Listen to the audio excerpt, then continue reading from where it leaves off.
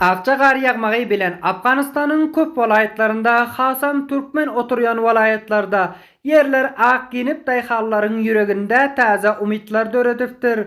Sonku günlerde Allah'ın rahmeti bolan kar Türkmen oturyan vilayetlerin aglaba yerlerini büreptir. Bu yağış ekran yerleri ak giyindirip dayhallar tarafından yılın bereketli bolacağını vade veriyor. Dayhallar kışın karının su çeşmelerine köpeltmekte mühim nakşı bolup yerlerin bol hasıllı bolacağını buşlap yaz ekişlerine tayarlık görüyor ve gelecek yılın hasıllarına ön tesir taşlar diyorlar. Bunun bilen birlikte Afganistan halkı yağışlar ve karların yurdun durlu künçlerinde cemiyetçilik turlarında suratlar ve videolar yaratmak arkalı hoşhallık bildirip umidlerini başkalar bilen paylaştılar. Hayatı Fariye Bulusbali Devletabat Kariye'yi çağrışan sevgili dostlarım. Maşallah qovu bir kar yağıptı. Hem cayman ağarıp gelipti dostlar.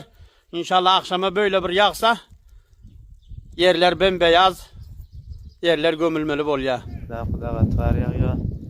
Saat işten ötüp var ya. Ne kadar kar yağıyor.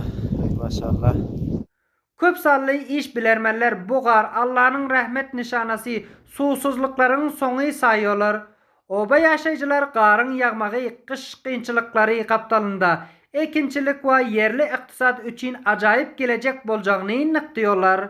T24 televizyon haberçisi Abdurrahim Kerimi.